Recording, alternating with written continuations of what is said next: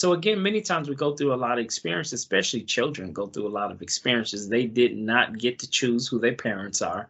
They did not get to choose where their parents live. They did not get to choose what neighborhood or choice of neighborhoods that their parents chose. Especially when you're young, especially when you are a youth, a lot of the traumas that has happened is not your fault.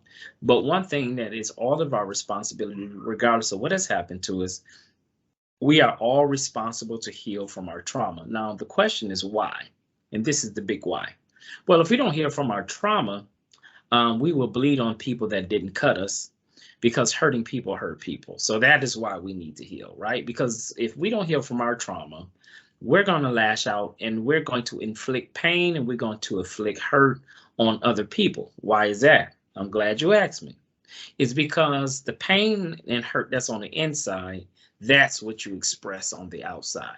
So the quicker we can acknowledge our pain, acknowledge our trauma, address the trauma, then start the process of healing from the trauma, we would stop bleeding on people that didn't cut us. And simply the second phrase is bleeding on people that didn't cut us is that sometimes when you've been traumatized and you have not healed, you begin to hurt people that are closest to you, and the people that love you end up paying a debt that somebody else did to you. So it's very important that we focus on healing from trauma. Now, trauma is the big buzzword. Everybody now is talking about trauma, PTSD, post-traumatic stress disorder, generational trauma, historical trauma, vicarious trauma. I mean, you're hearing all kind of things about trauma.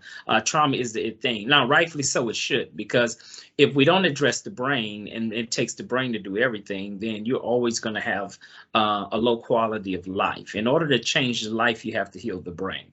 So how do we define trauma? We keep hearing these things about trauma. So, Doctor, how do we define trauma? Well, as a traumatologist, which makes me a little bit different than the average psychologist, is because we are the psychologists who specializes in the science of traumatology. So it's not even that. It's not even just trauma-informed care. Trauma-informed care is one thing, but traumatology is the big science and study in how we treat people with trauma. And so trauma is defined as a psychological wound and injury to the brain that comes from threats and harms and hurts, and that can impact us physically, mentally, emotionally, and sexually. So it's really a psychological wound, and it's when life devastating things happens to us. It impacts the brain and it creates these wounds.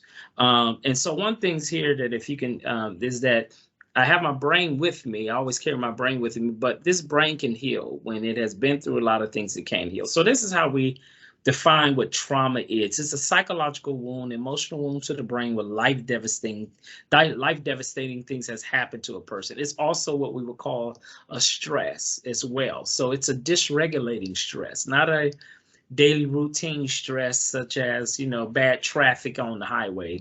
That is stressful, but that's not traumatic stress. Traumatic stress or stress-related trauma is dysregulating and very difficult to deal with. And so that's how we defined it. So let's get a little bit deeper. So I just alluded to before we got on the call about my work in trauma, how I treat the whole person for healing, not just treating symptom clusters, but addressing the core or root causes of why a person is having a mental illness or suffering from depression and anxiety, schizophrenia, and all those things. And one of those things we fail to realize that it impacts the whole person. Trauma just don't impact the mind. No, it impacts the whole person. Let me go through this quickly. It impacts your neurology, which is your brain. It impacts your psychology, which is the mind. It impacts your physiology, which is the body, and your theology, which is the soul. And the theology would be more like the spiritual piece. Let me go a little bit deeper on neurological. The neurological is it impacts your amygdala, it impacts your hippocampus, it impacts your prefrontal cortex, your basal ganglia, which has a lot to do with memory, and hippocampus has a lot to do with memory. Your thalamus, parts of the brain. Those are all what we would consider when trauma hits a person. It impacts their neurological. But then it also impacts your psychological, which is more the mind piece and the human behavior piece, where we began to look at psychiatric disorders or mental illness such as depression and anxiety. That would be more of a psychological issue when trauma hits. Physiological would be it impacts impacts your body, which means that a lot of people with trauma, one, have a compromised immune systems, because the trauma in the vagus nerve, which is the longest nerve in the brain down to the gut, has a lot to do with also why people have stomach issues too when they are under a lot of stress. So you see the bloating, the gas, the diarrhea, and all of that. And Pepto-Bismol doesn't fix that, right? That's more of some like a root cause coming from trauma that we have to fix. So that's more on the body side. The theology is the study and knowledge of God. And sometimes when people have been through a lot of trauma, sometimes they quit on their faith. Their whole faith system just implode. And sometimes people say, well, you know, when this happened to me, where was God when this happened, right? So sometimes it impacts people's faith. And then trauma can also impact your spirituality as far as your self-esteem, as far as your self-value and all of that. So I think you get it. It impacts the whole person. So when we think about trauma, think about the 3 E's: the experience, the exposure, the event. The experience is the exposure, the event. Anytime people have been through a lot of trauma, these 3 categories is in play: experience, exposure, and the event. And so trauma is the big buzzword now, but trauma have always been here. It was just called different things. And so doctors, physicians, and mental health professionals began to see in the 1800s, soldiers coming back from war and from the battlefield having these very common symptoms, far as being sad, like depression, sleeping problems like insomnia, nightmares and anxiety, which are symptoms consistent with post-traumatic stress disorder. And so it began to be called different things like shell shock, combat neurosis, and things of that nature, historical neurosis, even in the different older versions of the DSM book. But what we saw is coming up to today, trauma really began to explode, especially in the 80s and the 90s with the terminology. First, 1980, the APA gave us our first diagnosis as a post-traumatic stress disorder, PTSD. And then the 90s, we began to reevaluate early childhood trauma, which is known as ACEs. You probably have heard of ACEs, stands for Adverse Childhood Experiences. And that's pretty much an instrument how we look at how we evaluate and assess early childhood trauma. And so there's an ACE assessment 10 questionnaire that asks those different questions in regards to psychological abuse, physical, sexual, emotional, all of those things. And you will mark 1 for each question, and you add those up. And when you add those up, if you have 4 more ACEs, according to the ACE pyramid, we began to see there are some situations that can be very, very concerning. As we go up this triangle, we began to see things like general historical trauma, disrupted neural development, social, emotional, cognitive impairment, all of those things. And so if you have 4 more ACEs, you're more likely to be an alcoholic, 4 more times likely for sexually transmitted diseases, 4 times more likely to inject drugs, and so you name it, 15 times more to have suicide ideations, things of that nature. So, and then this is also important for parents to have this information, because believe it or not, some parents don't realize sometimes environments at home can have levels of trauma, and that's impacting our children. And we're wondering why they are having some of the behaviors that we have. And so I love when we are having these moments where we just don't train our schools and train our teachers and train our staff, but training our parents to also be trauma informed. Having trauma informed homes is kind of like trauma on a robust, comprehensive type of push to the next level. So trauma, when kids are going through a lot of trauma, the impact of trauma is learning problems. If you see that to the right, behavior problems, cognitive delays, lung cancer, COPD, substance abuse, death at a younger age, and all kind of different things, language development delays, things like that. Because again, trauma is what I would consider a TBI, a traumatic brain injury. That's pretty much how we define trauma. Trauma are injuries to the brain. not physical, but psychological, emotional injuries. When life devastating things happen, sometimes people are not the same. And so it's very important that we get them the help that they need, that they're seeing their psychologist or psychiatrist, or they're seeing their primary care, or seeing their pediatrician and things of that nature, to help them through a lot of things that they're going through. So one of the big things a lot of people ask me is about behavior, why behavior is so bad. And it's not because kids are bad. It's not because kids are evil. Kids have been born and raised and have come into the world under some maladaptive conditions, some really bad situations that influences their choices. And what we see on the outside is like 10%. When we look at this iceberg and we see kids' behavior, that's really 10% of what you see, but you don't see the 90%. If you look under the water, you see this huge monstrosity. You see this huge, large iceberg, and it has physiological injuries, neurological injuries, emotional and social injuries that are creating that 10% of behaviors that many teachers and many staff in school or faculty members of school are seeing. So again, childhood trauma have ramifications. It impacts brain structure, learning, cognitive development, social and emotional development and behavior, physical health, ability to form healthy attachments to others, which means that, in other words, you see a lot of dissociation and hypervigilance and hypersensitivity among kids that's been through a lot of trauma. And so now trauma is not only a student issue, it's a staff issue. So now we're seeing a lot of teachers that are burnt out, suffering from secondary traumatic stress, vicarious stress, suffering from compassion fatigue and burnout and moral injury. And so these things are also important too. And so in my work, I look at trauma from a school community, not just students, but now students, staff, and parents. Sometimes parents are worn out and stressed out and been through their own personal trauma.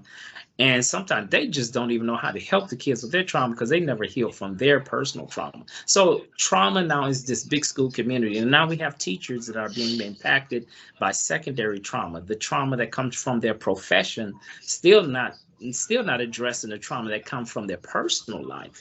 And so when you grab all of that traumatic stress, we almost building this perfect storm that's been brewing for a long time. And so we're seeing so much burnout and implosion and things of this nature. So again, it's a school community issue. And so when we look at trauma, it really should be anchored on this diagram that I created, is that trauma responsiveness and being trauma informed has to be the foundation if we're going to shift culture and climate, because it takes a brain to do everything. And if the brain has been injured, then you don't have optimum levels of brain activity and brain performance. And as a result, kids cannot perform greater than their brain activity. And so I've always said that in education, we have treated trauma in not in an accurate perspective. I think for a long time, what we've given trauma, I like to look at trauma as a bacteria in the education system. And what we've done is we've given the bacteria ibuprofen, we've given it a Tylenol and a Motrin. And so we masked symptoms for a long time by having these temporary programs and projects, but we never addressed the root causes, which is the bacteria, and to really clear up the bacteria. Instead of giving the ibuprofen to mask the symptoms, we should give it an antibiotic to clear up and kill off the bacteria, and the symptoms will gradually begin to improve. And once we do that, we can start adding these other wonderful programs like MTSS and PBIS and restorative practices and equity and social emotional learning and bullying prevention. But ladies and gentlemen, it takes a brain to do all of that. And if the brain is going through a lot of injuries, as great as those programs are, they won't be they will not perform at the level they need if we don't address what how kids feel. So again, going back to what I said before, and if we first have to address how kids feel so that we don't fail on how kids learn. And so what we're seeing is a lot of kids are failing, a lot of kids are not learning, not because they're ignorant, stupid, or dumb. That is not why. It's because when you're going through a lot of trauma, stress in the brain, it compromises cognition and executive functioning. So no matter how great the teacher is, you can be a mathematician with 2 doctorates, but if the brain is not there at stable levels from dealing with all the trauma stress, then the learning and the behavior is going to be compromised. Okay, so what a lot of kids are going through today. So there's a lot of abuse that can be verbal, emotional, physical, sexual. It can be neglect. It can be poverty. We know poverty certainly is a big issue when it comes to trauma, in particular chronic trauma. And poverty opens the door for homelessness. And so you start seeing a lot of mobility around kids. Or sometimes in one school season, kids probably, especially with COVID and homelessness and moratoriums have ended. So evictions are high.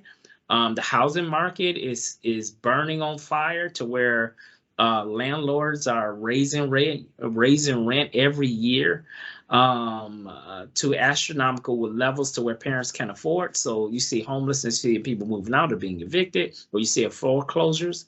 So that contributes to the homeless population with dealing with trauma.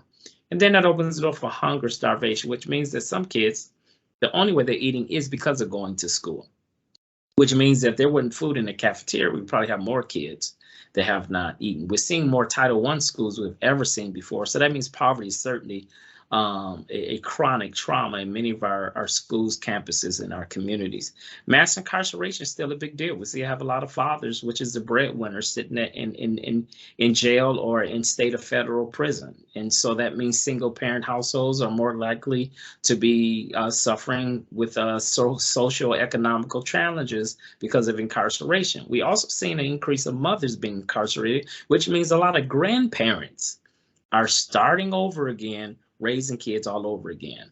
Divorce and domestic violence is certainly high in a lot of our children's homes, a lot of our children's families. And I think sometimes parents don't take into account that the divorce is not just about separating from the spouse, but it also has an emotional ramification on the child. And that stress of a student not knowing where they're going to stay or whose house they're going to live at or who's going to get custody is very stressful on the child. And then when we live in bad neighborhoods, where there's a lot of shootings and people getting robbed and getting killed, and remember I talked about trauma is also not just experiencing an event, but it's exposure, which means if you just see a lot of trauma, if you see people getting carjacked, you see someone get shot and killed, it does impact the brain. And so grief is another thing that I think we don't take account on, especially since 2020 up to where we are today, trying to become a post-COVID society. We're trying to get there, but there's still the psychological ramifications of COVID and grief and loss. Many people have died. Many people have been affected. And I hear a lot of students say that even though they went back to school, emotionally wasn't ready to be back in school.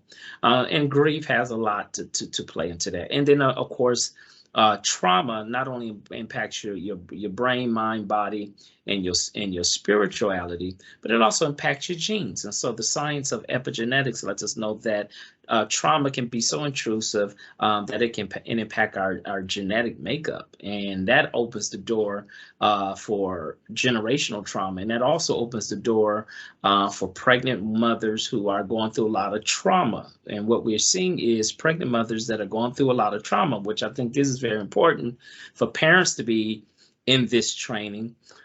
Is that what you are experiencing, your unborn child is also experiencing. And so we do see that there are some ramifications of pregnant mothers that are going through a lot of stress. It impacts the unborn child. And it's no secret that premature birth, low birth rate, cognitive impairment have a lot to do with unborn child or unborn infants. Mother going through a lot of trauma. That trauma, that stimuli and cortisol is released into the placenta.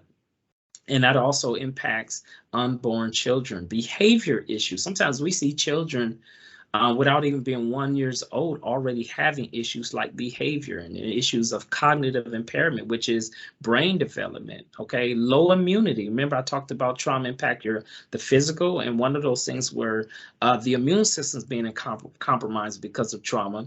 So people that have that has a lot of trauma, that has a compromised immune system, means that they have to be very careful with infections because they're going to be it's going to be very, very difficult to recover from illness and disease. We know that malnutrition is traumatic, but I don't think we take into account that poor nutrition is also traumatic. And so one of my trainings I talk about is food affect your mood. And so when we talk about dysregulation in a classroom in regards to our kids, ladies and gentlemen, that's just not trauma alone.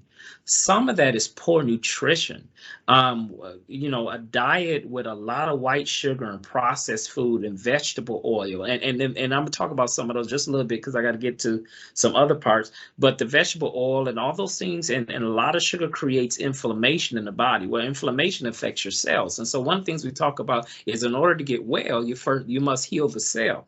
But that's a whole nother training on nutrition. But just think about kids that are drinking sodas and they have a overage of high fructose corn syrup all in that glucose in their bloodstream, which is also what we also see is signs of high fructose corn syrup in children. A high diet in that also shows signs consistent with ADD and ADHD. And so we also saw when you removed a lot of those dangerous artificial sugars, a lot of those symptoms began to clear up. So just to be thinking about those things, poor nutrition, food does affect your mood. What kind of mood do you want children in when they're in class, right? So I don't think a lot of times we take in consideration that eating all of these Takis, a lot of these kids eat all these Takis in the morning, eat all these Takis at night, barely eat any food, mostly eat nothing but processed food, and hot Cheetos. This is affecting kids' mood. It's no secret that it's a big contributor to obesity among kids, type 2 diabetes. Our children are becoming insulin resistant. All of this is affecting our kids when we talk about being in school. So also parents, we need to be making sure that our kids are eating a much better diet rich with fiber, vitamin, minerals, balanced with proteins and good fats, and drinking more water, not high sugary drinks. So again, the red dye 40, which we saw on the Takis, will make it that bright red, make it really, really hot. So it tastes good to them, but they don't understand that that's impacting brain function. And academics, how kids learn and having cognitive capacities in the brain and brain function and academics is all integrated together. It's hard to have great academics when all these other dynamics is in play that we don't talk about. Okay, so again, you see here, even pediatricians say with that demonstrate that some children with ADD and ADHD may be adversely affected by artificial food dyes. So again, that's all in those Takis that the kids got to have. And then watch a lot of poor communities, indigenous communities, and communities of color, which is more Black and brown communities and poor communities. A lot of those communities do not have a lot of healthy grocery stores. So what kind of stores are in these communities? A lot of liquor stores, a lot of party stores, a lot of gas stations that have all of these unhealthy foods in these communities. And a lot of times it's our children that's eating on these things, and it's also our children that is getting the worst end of the stick on when it comes to behavior and academics. Ramen noodles, another thing kids love to eat, and we fail to realize a lot of these foods are something what we would call exotoxins or exotoxicity, and that is coming from all the artificial foods, artificial flavors, dyes, and flavoring that is addictive.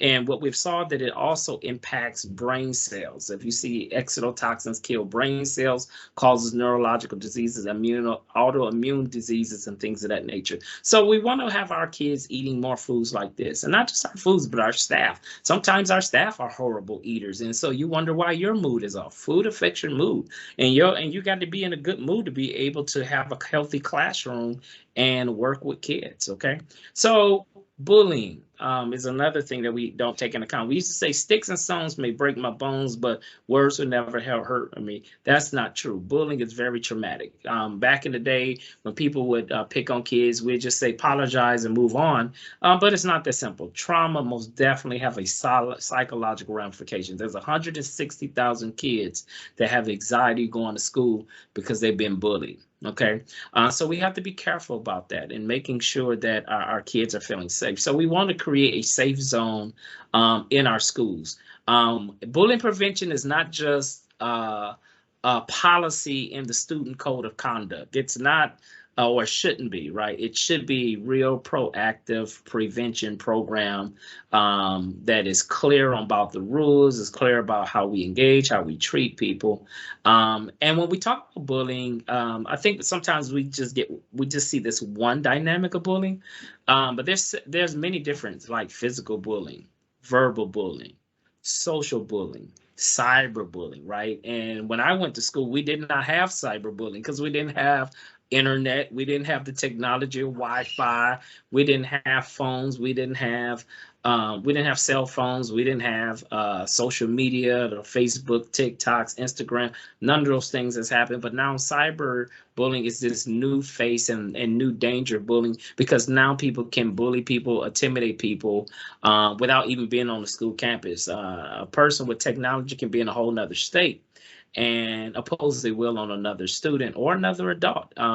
Another thing about bullying is not just student to student. Sometimes aggressive kids can bully teachers. And I've had some teachers reach out to me about, how do I address this? How do I deal with this? So bullying, we have to be careful not to stereotype it because it can come in different fashions. So we want to have rules. We want to recognize. We want to most definitely have a reporting mechanism.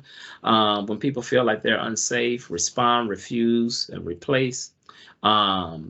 And know the difference between a conflict and bullying. That's all going to be very, very important. And so racial trauma is another thing too. Race-based trauma. We know that sometimes kids can be mean, or we can have racial bias within our schools in regards to students of color. And so with all that being said, we have to think about the different areas that what trauma does as far as cognition, physical health, emotions, relationships, mental health, behavior, and brain development. All these things has a big play when it comes to trauma. And we know that the pandemic certainly has impacted people with trauma, from depression, from anxiety and depression. And so when I talked about, what does trauma do to the brain, you see in this brain imaging that on the right brain, there's the abused brain. On the left brain, there's this healthy brain. And you see the healthy brain is stimulated. You see the red coloring, which is neurotransmitters and neurons, and there's connectivity. The brain is on fire because it's in a space of love, a space of kindness, and a space of healthiness. But we look at the abused brain, you see it's underdeveloped. And so I talked about on so many occasions previously on how brain impacts neurodevelopment. Can this be a future mental illness? Yes. Can this be a future neurological disorder? Yes. Can this be a future psychiatric disorder? Yes. Can this be a learning disorder? Yes. So when trauma is impacting the brain, it's no secret what the brain does. And so you probably heard what we call fight or flight or freeze. And that's pretty much the high alert. When the brain is in high alert because it senses danger, it puts people in this fight or flight or freeze. It'll also put you, not just kids, but your brain responds the same. When you feel like you are in danger, you have this, what we would call the neurobiological response known as the fight or flight or freeze. And when you get into this fight or flight, it's because your brain is alerted by a threat. Your thalamus is impacted, your prefrontal cortex is impacted, the amygdala, the hippocampus, and the anterior cingulate cortex. All of that has a lot to do when you are in a traumatic experience. So let me break this down. So if you are, let's say you was walking a trail and you run into this brown bear, right? What do you think how you're going to respond? You know what your brain is going to do? It's going to immediately sense a threat. Your thalamus is going to use sensory information to detect the threat, which connects with your amygdala, which is your fear center, to investigate to see if it's really a legitimate threat. And it connects with your prefrontal cortex because that's where you make the choices. This is the processing takes place. All this information is going through processing through the cortex. And your hippocampus is your memory center that timestamps traumatic experiences. All these things are going on in just within seconds. And next thing you know, your body begins to go through this change and shift, and your pupils dilate, your blood race, your muscle constricts. And for this moment, you are probably the strongest you've ever been in your life, and probably the fastest you ever been if you're able to run under flight or fright, because the whole point of it is to save your life. And so as long as the brown bear is on the premise, you feel on high alert. Then the bear see you as not as a threat. So the bear just gone about his merry business because he's looking for some fish to eat or some honey. I don't know. But he don't see you as a threat. But he leaves your premises and your perimeter. And immediately there's a balance between your parasympathetic nervous system and your sympathetic nervous system. And then you begin to go through this calming, right? Because the bear is no longer a problem. But the question is, ladies and gentlemen, what happens when you live with brown bears every day? What happens when you go to school with brown bears every day? That's the problem with trauma. It's not that it's a short term. The problem is long term. The problem is people are living with trauma longer than what they should, and we are having all of these maladaptive things. Also, real quick, is to go through that trauma impacts your memory. So a lot of times when people are triggered, it has a lot to do with your memory. I don't have a lot of time because it's just an hour. This is usually just a half day of training that I'm kind of like giving you. But think about how trauma impacts your memory, your explicit and your implicit memory. The two I want to focus is the episodic memory, emotional memory. Emotional memory is memory of when I was traumatized. How did I feel in that moment? And I can be triggered by a similar episode making me feel something like I was traumatized in the past. So that's kind of like emotional memory. Episodic memory is the actual event itself. Certain times, certain triggers can take you way back and remind you of something that happened to you in the past. That was what we would call episodic memory. So let's talk about the healing as I get ready to close out. Is that relationships is going to be the number one big thing about helping people heal from trauma. Relationship. So I always tell teachers and I tell practitioners, in order to teach kids, you got to first be able to reach kids. If you can't reach kids, you're going to struggle teaching kids. It doesn't matter how many degrees you have. You can have 3 masters, 5 PhDs. If you don't love kids, you're going to have a problem teaching kids. One thing we must understand as faculty members, teachers, educators, practitioners, is that some people teach curriculum and some people actually teach kids. I'm going to say that again. Some people walk away at the end of the day of their shift taught their curriculum really, really good. But teaching kids is another. And in order to really reach kids, in order to be able to teach kids and educate kids, it's going to be about those relationships. Now, I know we always say people you got to have relationships. You got to have relationships. That is true. You do have to have relationships, but that's not being descriptive enough, because some people will have relationships based on their trauma. So I think we need to be more descriptive. Say not only should you have relationships, you need to have loving relationships. Because if you just say relationship, people don't have relationships. How they have relationships at home, they're gonna have a relationship with kids, how they date other people. So no, we want loving relationships. So it's not enough to tell people to have relationships. We need to be a little bit more descriptive. Say no, you need to have loving relationships. The writer says what the world needs now is love, sweet love. Tina Turner said, what's love got to do with it? Well, love has everything to do with it. So relationship.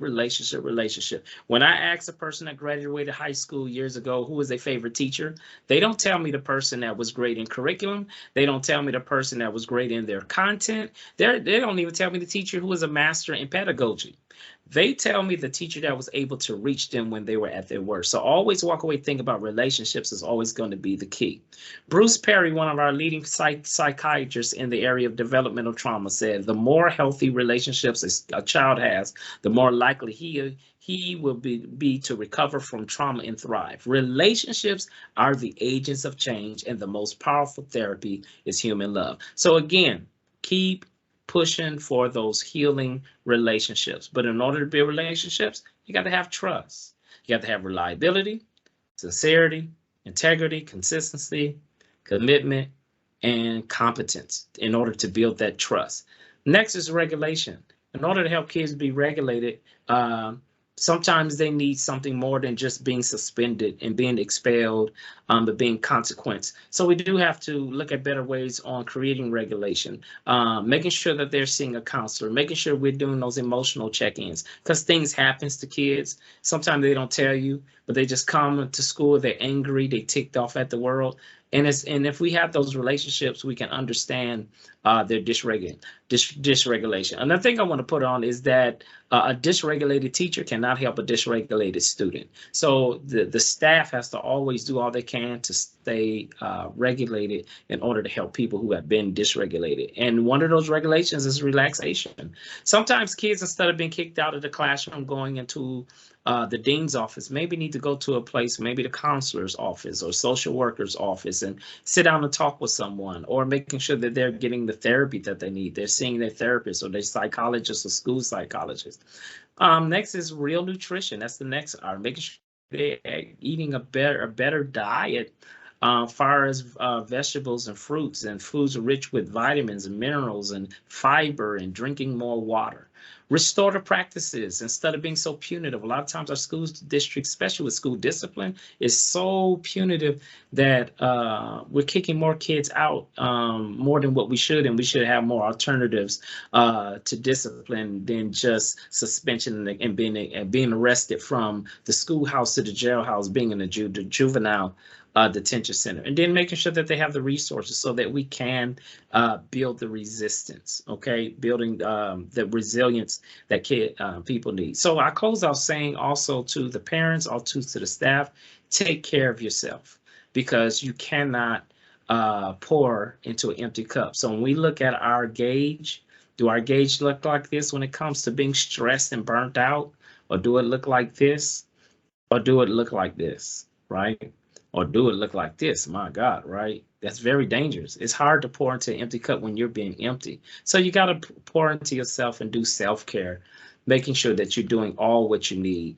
I just want to hit one last slide, and that is 8 dimensions of wellness, making sure that we're taking care of our physical, our occupational, our mental, our environmental, our social, our intellectual, our financial, and our spiritual. Physical, hey, eat better, get out, get more physical exercise.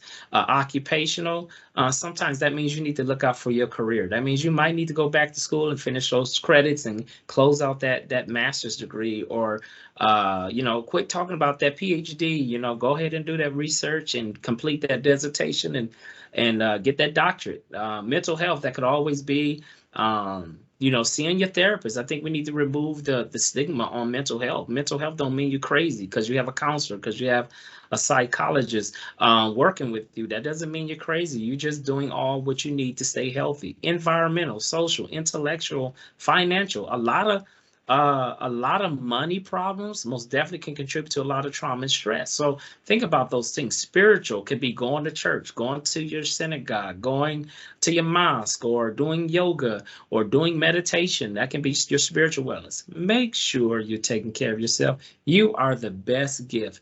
And if you're not taking care of yourself, you will be no good for nobody else. That's the student need to take care of themselves. That's the staff need to take care of themselves. And certainly that's also the parents. You need to make sure that you are taking care of yourself. So think about those things, having hope, doing all what you can. And I close out with this thought. There's 2 types of people in the education system, I like to say, in our world, is the thermometer and thermostat. The thermometer can only tell you the temperature in the room, tell you how bad the school is, tell you how bad the kids are acting, tell you how bad the academics are. But that's all the thermometer can do. It can only read the temperature. It can only tell you that it's 32 degrees. It can only tell you it's 72 degrees.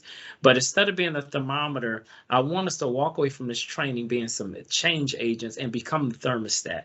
The thermostat mindset is, it doesn't matter what the temperature is. I'm going to make the temperature what it needs to be. And not only through the thermostat has the power to change the temperature and change the culture and climate, the thermostat has the power to maintain it. So I walk away saying, take care of yourself, work on your things of healing, and shift the dynamics from being a thermometer to being a thermostat in the school system, being a thermostat as a parent, being a thermostat as a teacher, principal, superintendent, whatever you do.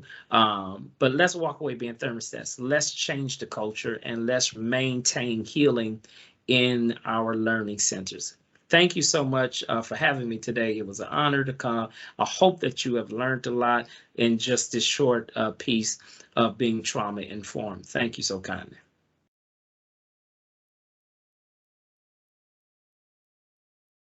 Wow, Dr. Thank you so much. I could listen to you for another hour. Does anybody have, I know we're nearing our time here, but does anybody have any questions that they want to ask Dr. Holt? You could either put them in the chat, or if you want to unmute, we'll take a few right now. I can read some comments here while people are thinking about any questions. We have, thank you so much. Thank you for what you do and for sharing with us such important information and great reminders. With you 100%. Another comment, we are so fortunate to have this time with you, Dr. Holt. Another, thank you, Dr. Holt. We appreciate this presentation so much. Thank you. Any questions while you've got Dr. Holt right here? We have another comment. Thank you for this informational presentation. We are grateful as parents to have these trainings and opportunities to join and learn and share them with our community, family, and friends. Incredible presentation. Thank you. And that's from one of our principals. Gina Mazzo is here. Thank you, Principal Mazzo, for joining us tonight. Any questions for Dr. Holt? Oh, here's one. How do we stay informed? Awesome. I think continue to make this training like this not a one-hit wonder. Obviously, there's a lot of content, right? So I put it into an hour, but I really break those things up and make continuum trainings, half-day training. So the thing of it is don't let this be a one-hit wonder type of check the box kind of a training. You need to get more trainings on this, and just talking about generational trauma alone is an issue, right? And things of that nature. So, and staff doing self-care to address compassion fatigue and burnout. We have a lot of first-year teachers leaving the profession because of trauma. So we have to do better on things like this, having trainings like this. And if you want an expert like me to come, I'm most definitely your boy to do it. We're going to take you up on that, so don't worry, we are. We have another question. Do you have any reading recommendations on raising emotionally healthy kids and resilient kids? Yeah, so Dr. Basil Vanderkolt, psychiatrists, have a book called The Body That Keeps Score. I always say that's always a beginning good book as a resource on dealing with emotional trauma and childhood trauma and resilience, is to start out with that book. And The Boy That Was Raised by a Dog by psychiatrist Bruce Perry. So I've seen some nods, so I think that kind of resonates as well. Thank you. How about, here's another question. Can a child overcome trauma as an adult by going to therapy or talking through the trauma they went through? Yes, that's a good question, and the answer is yes. Therapy has been very, is still very effective with trauma. I would only say that just because they are psychologists don't mean that they're trauma informed. So you do need to spend more time vetting your practitioner, especially if you have a lot of early childhood trauma, some unaddressed traumas. Just making sure that your practitioners are trauma informed practitioners, so that they can have the skill sets that you need to help work with you on those traumas. For example, EDMR is a good treatment. Cognitive behavioral therapy is effective. I do cognitive behavioral therapy and I do hypnotherapy. So sometimes for people that got really deep PTSD levels of trauma, sometimes we do have to put them under, relax the brain under hypnosis and get into the unconscious mind to recode some of those bad things that has happened to the brain. Wow. We have some more. There was another question on reading that you recommend, and you gave us 2 of the books. Do you share the half-day trainings with parents? Yeah, if you want it, and I already have the content, and I never do a cookie cutter type of training, so I customize the training for the audience, so you can get the bang of your buck and you can walk away. Because my thing is, I love when parents are hungry for this, because one of the new models I want to create is trauma-informed homes. We will have trauma-informed schools, and trauma-informed hospitals and caregivers, but we don't have homes. And I think this will help our schools if our parents got trauma-informed and start shifting those conditions at home, so that the brains can be stimulated for classroom readiness. Thank you, Dr. Holt. That sounds like an exciting opportunity, and maybe we can work on something like that, like an academy, and parents can register. You know, yes. That way we know how many participants will be there and that they can commit. So I'll talk to Fran Miller about that, and perhaps that could be a future endeavor. And then another comment is, yes, we would love to get more trainings and information, parent workshops on this topic. I could have listened to this for another hour. And where can I continue to read the material that you shared today? So I believe that's the PowerPoint, Mr. Perez. Are you asking, or whoever, Renee Perez, did you want to have access to the PowerPoint? That might be the case. Yes. Do we have permission to post that on our website, Dr. Holt? Yes, that's fine. Okay, we'll post that at the DAC-DLAC website along with the recording of this. And then another thank you. And how can parents keep schools accountable to ensure they are minimizing punitive practices and truly looking to help children? Getting involved, getting on site councils, and so you can be aware of policies and things like that, and get on advisory councils to where you can impact school discipline and things of that nature, and building relationships. Everything is about relationships as well. So build relationship with your principal, build relationship with your dean, so you can get acclimated on what discipline look like, and heck, run for office and join a board, your school board. And that's where policy is made, right? So if you want to really impact policy, become a public servant. Thank you so much. Very fitting. We just held our DAC-DLAC elections today and elected some board members. And I think you made a great point. Get involved at the school site. All of our schools, once we get back, it's been a quite challenging 2 years, but once we get back on track next year, I know our school sites will be forming their MTSS and PBIS committees, and they always need parent representation on those committees. So please speak with your school principal about how you can get involved with PBIS, that's Positive Behavior Intervention and Supports, or join their school site council, or PTA, or PTO, or even ELAC. And let's see, gosh, they're coming so fast, I can't keep up. Thank you so much for the presentation. I'm grateful to have these trainings and opportunities to join and learn and share them with parents and staff. Thank you so much. And this is actually someone from the high school. So thank you for joining us from the high school, from Sweetwater, Miss Nora, and she represents the DLAC. And then another parent, thank you, this was great. Where will the recording and PowerPoint be posted? So we're going to post that on the DAC-DLAC webpage for the school district. And we'll have that there along with the recordings from previous parent workshops that we've held with WEAC as well. All right. I think, gosh, it's already a little bit past 7, and this has been amazing, but I think we're probably going to be asking, Dr. Holt to come back, and we look forward to planning that with you, Dr. Holt and Fran. Yes. Any final words, Dr. Holt or Fran, before I hand it over to Angelica with a few announcements? Nope, I'll just say thank you for having me. I consider this as a part one, and I'm looking forward to a part two. I'm very passionate in this work, and I do not like doing check the box, so I like continuum work. So, and my big aim is to create healing centers in the midst of learning spaces, and I think that that's where our schools of tomorrow is going to eventually become. And so, I'm just excited to be part of that process. Thank you. Fran, did you have any final words? You're muted, Fran.